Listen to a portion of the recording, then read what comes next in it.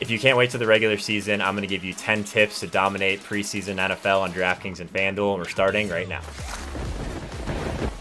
What's up, guys? Joe Holka here. Welcome to another daily fantasy sports and betting video. If this is your first time here and you want to become a profitable DraftKings player and get better at betting, start now by subscribing to the channel, but make sure you click that notification bell so you don't miss anything along the way. And if you're already a Holkamaniac, you know what to do. Smash that like button and we'll get started. The first tip for preseason NFL on DraftKings is that it is a lot different than in the NFL during the regular season. What's the difference between preseason NFL and regular season NFL? The biggest difference for me is opening up that contest and just seeing how owned like the starters are that are going to play like 3 snaps. So I guess like give us the preseason 101 here. Yeah, preseason 101, it changes week by week. But it's like Joe just said, it's fun. You open up the preseason slate with the first stringers, and they're going to play like 5 snaps. So like you see their own trip. But then you get into guys that literally aren't playing in the game, and you see them be owned 20%. So it's a situation where every preseason slate you just laugh because people are playing guys that are literal zeros. The second tip I have for you guys for preseason NFL on DraftKings is that defenses are extremely important, even more so than in the regular season. Defense is very important in the preseason, more than the regular season, because the defense is the only person who's going to play every snap in the game. Not to mention, these players are not very good, so defenses can just rack up massive point totals. If you can get a defense against a rushing quarterback that's going to take a lot of sacks, it really adds a huge game for you. From that perspective. So for defense, it really plays in, and then you just want volume. By the way, guys, if you've ever found value in any of my videos or live streams, one of the best ways to support what I'm doing here for free is to throw me the follow over on Twitter. But if you're new to the community, you might not know that I do a ton of content over on Instagram that only is on Instagram. So make sure you give me the follow over there as well. I'd really appreciate it. The third tip I have for you guys for preseason NFL might seem obvious, but targeting volume is a lot different and it's extremely important in NFL. It's really all about volume. You getting 10 to 12 carries out of a running back is going to be greater than someone else getting 2 to 3 carries out of a running back by a lot. So talent isn't necessarily the end-all be-all in the preseason. You just want guys that are going to eat volume. You want non-crowded situations where there's a lot of injuries and maybe a team only has 2 or 3 backs for a game, and you know they have to play because there's only a couple options. The fourth tip I have for you guys for preseason NFL is that all the pricing is exactly the same. So take advantage of that by kind of using different combinations. It gets so much easier to build multiple lineups when you don't have to worry about salaries.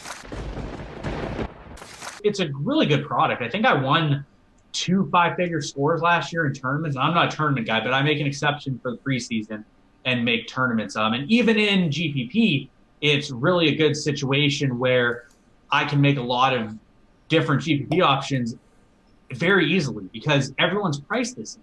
So I can just rotate the 6 players I have in and out for each other between captain and non-captain and go from there.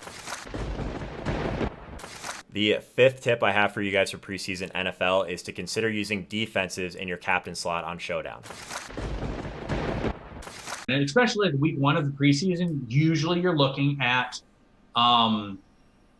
double defense in Showdown, and you just double defense. Defense, usually the captain is the best, and then you just only have 4 other plays. And you can just rotate all this stuff around. It makes it very easy to make like 90 different lineup options. If you're looking to take your game to that next level, really invest in yourself, I do offer one-on-one coaching, so check out joeholka.com/coaching if you want a little bit more information on that. For NFL, I actually have group coaching as well, so if you have a few more questions, let me know in the comments. Happy to answer any you may have. If you prefer to learn in a group setting here on YouTube, totally okay. If you have an Amazon Prime account, I always like to remind people you have a free Twitch Prime subscription that you should take advantage of. With that, you're going to get access to our premium Discord chat, as a bunch of other subscriber-only perks as well. So if you're kind of missing some of the live streams over on Twitch, make sure you're following over at twitch.tv/JoeHolka so you know when we go live. The sixth tip I have for you guys for preseason NFL is to consider running trains with either one lineup or just like a small amount of lineups in some of this mass multi-entry tournaments. Yeah, so one of the things as far as game selection that I've had a lot of success with in preseason, and like you said, there's no pricing. So if you want to use a lineup builder, fine. If you want to just build this in a CSV, that's pretty much what I do.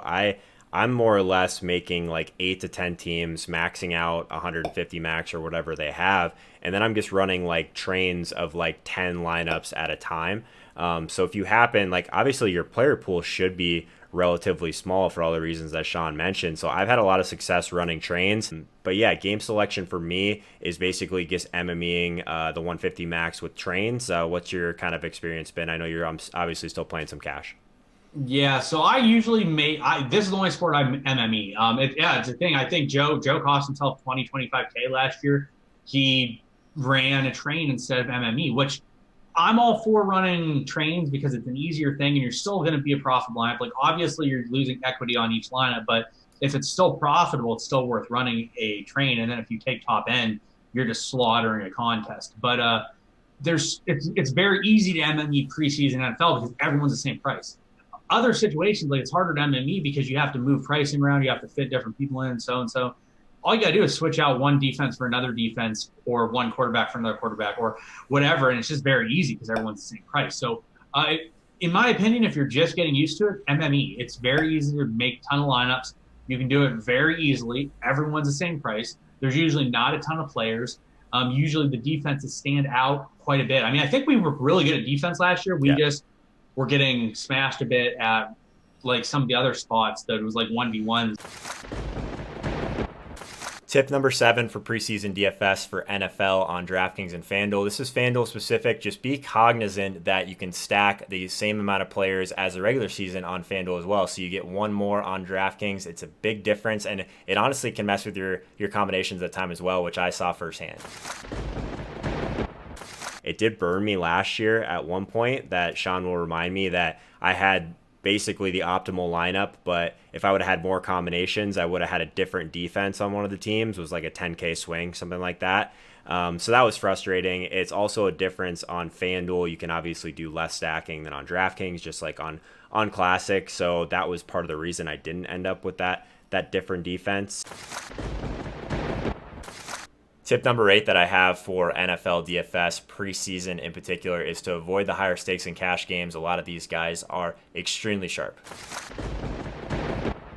Cash games are good. If you're not playing the high stakes, you're going to get people to play the stupidest stuff in cash. There's still a big edge in it. It has gone down, but it's still probably the most profitable sport if you do it right.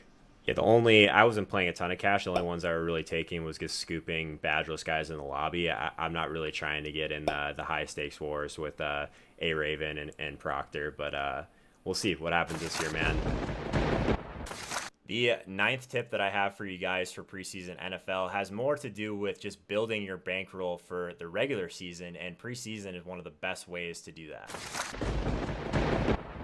Let's say you have $300-400 and want to double your bankroll. You shouldn't be playing NFL. You should be playing NFL preseason. Get it doubled before you go into NFL season, because if you're playing $5 head-to-heads, you're going to literally get forfeits.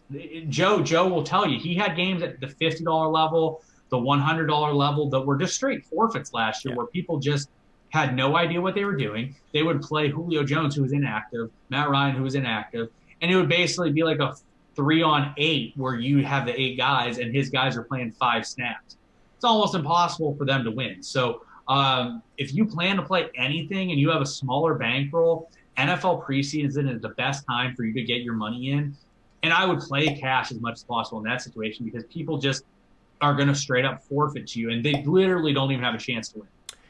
Yeah, I may have left some money on the table with that whole defense debacle, but I mean, definitely one of the most profitable times I've ever had the last couple of years in NFL. So Steve in the chat, he was saying that he thinks that the preseason edge, like as far as like these donks rostering, like who's going to play, who's not going to play, like it probably is getting a little bit better. Maybe we're exaggerating a little bit. It still seems like a pretty good spot to me, though.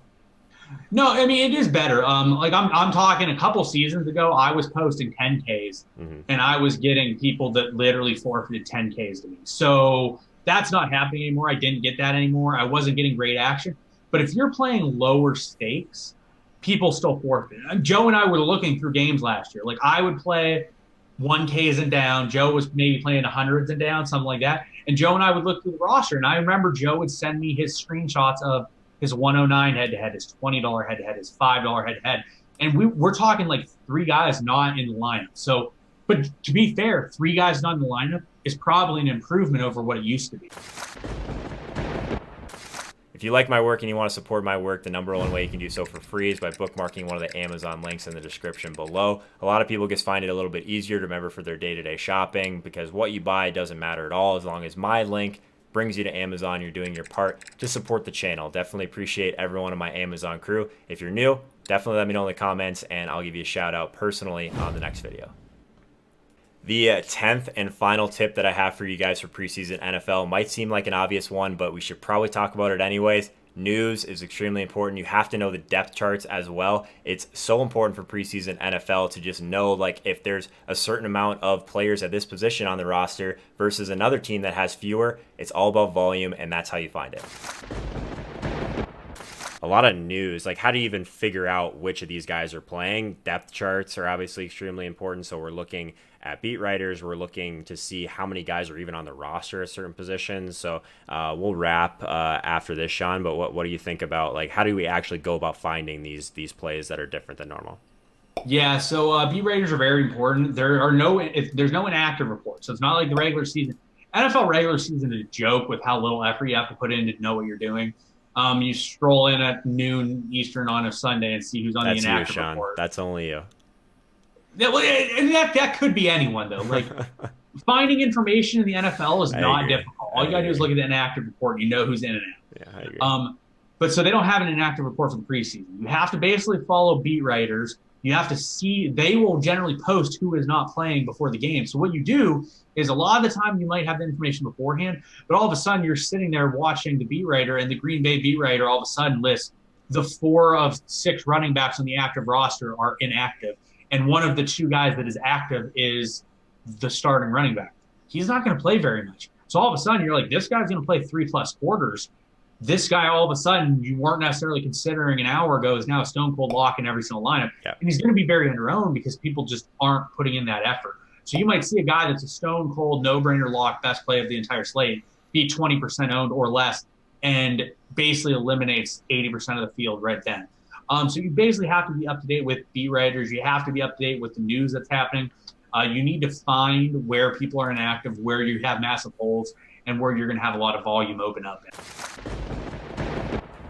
If you want to learn more about how to become a profitable DraftKings player and get better at betting, start now by hitting the subscribe icon in the bottom right-hand corner so you don't miss anything. I have a ton of DFS courses, not just for NFL, that are on demand for free here on YouTube, so be sure and check those out. Thank you so much for watching, and I'll see you guys next time.